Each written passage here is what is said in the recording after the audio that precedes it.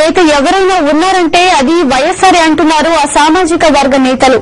ముస్లింలకు రిజర్వేషన్లు ఇచ్చిన మహానేత అంటున్నారు. రాజకీయాలు చేస్తున్నారని చెప్పారు.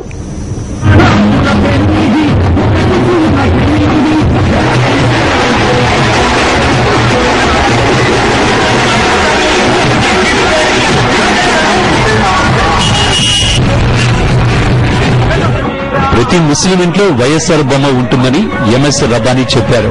ముస్లింలలో విద్యాశాతం పెరుగుతోందంటే దానికి కారణం వైఎస్ఆర్ఏనని చెప్పారు. జగన్మోహన్ రెడ్డి గారి వెంటే ముస్లింలు అందరూ ఉన్నాం.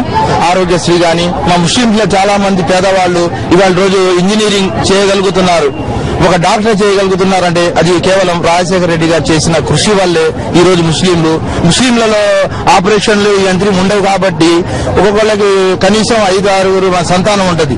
చదువు చెప్పలేని పరిస్థితిలో చాలా మంది వర్కర్లు గాను, లారీ డ్రైవర్లు గాను, ఇలా వర్కర్లు గాను మిగిలిపోయారు. కానీ రాజశేఖర రెడ్డి గారు వచ్చిన తర్వాత ముస్లింలకు చాలా వరకు మేలు జరిగి వాళ్ళ రోజు ముస్లిం పిల్లలు కూడా ఒక డాక్టరు, ఒక ఇంజనీరు చేయగలుగుతున్నారంటే అది కేవలం రాజశేఖర రెడ్డి గారి వల్ల అని నేను ఖచ్చితంగా బల్లాగుద్ది చెప్పగలుగుతున్నాను. ఈ రోజు నేను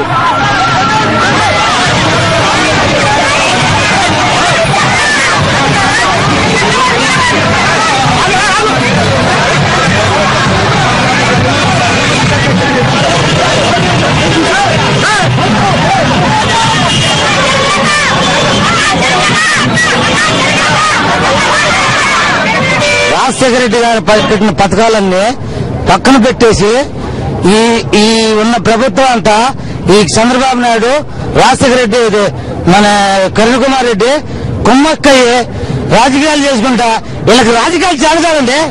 అసలు సామాన్యుడు రోడ్డు మీద తిరగలేకపోతున్నాడండి. నాలుగు 3 సంవత్సరాలు దాటింది ఇంతవరకు ఫీజు ఇది రాలేదు, బింజు రాలేదు, అది రాలేదు, ఇది రాలేదు. అయ్యా రాజశేఖర రెడ్డి గారి పథకాలన్నీ పక్కన పెట్టి వీళ్ళంతా మోసం చేసి వీళ్ళు ఒక్కళ్ళు కూడా ఇది గెలవరయ్యా. డిపాజిట్లు రావు వీళ్ళకి.